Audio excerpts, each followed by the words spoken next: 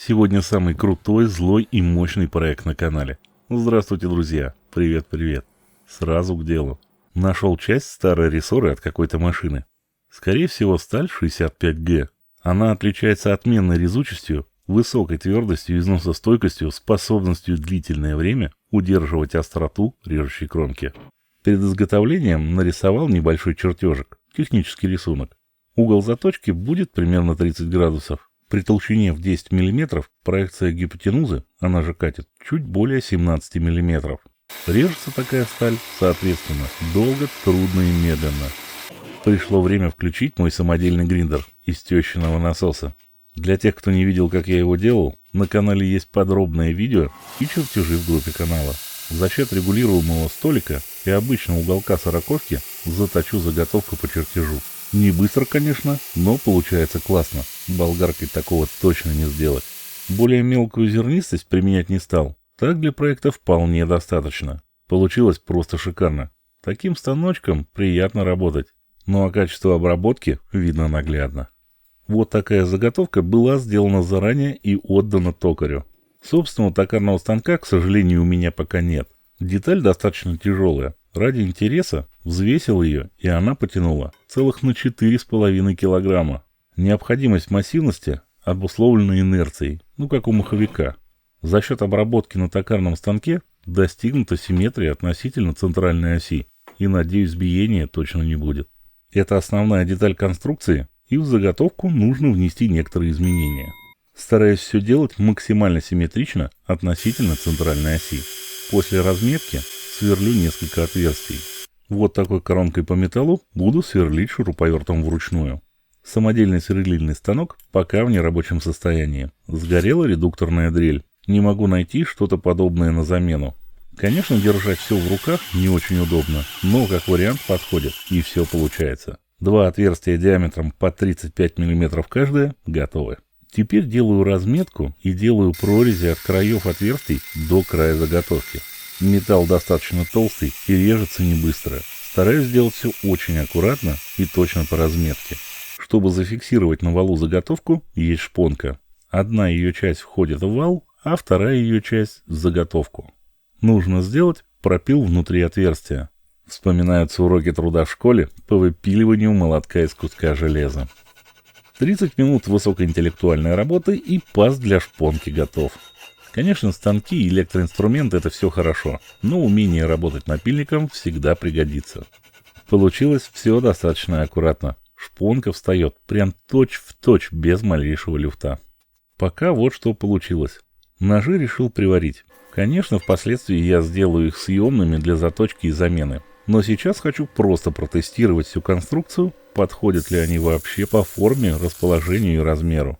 С другой стороны, также симметрично к оси, с поворотом на 90 градусов привариваю две лопасти, как у центробежного насоса или у снегоуборщика. Осталась самая малость — сделать пару несложных деталей. Снова накидал себе небольшой чертежик. Нахожу центр заготовок пересечением двух диагоналей. Передние и задние части будут из листа толщиной в 5 мм. Для крепления к двигателю делаю несколько отверстий и центральное под вал этой же коронкой. В интернете нашел чертежи с размерами моего двигателя. Переднюю крышку сначала хотел сделать в форме восьмиугольника, но круглая будет работать лучше, нигде ничего не будет застревать. Быстро вырезаю ее по разметке и отрезаю пару полос из 3-миллиметрового металла. И началось самое интересное. Нужно аккуратно сделать огибающую часть кофра. Сперва все шло как по маслу, пока рычаг был длинный. Становилось все сложнее и сложнее сгибать и одновременно приваривать. Начал вместе с сгибом греть все горелкой. И сперва это помогло. Навстречу начал приваривать вторую часть огибающей.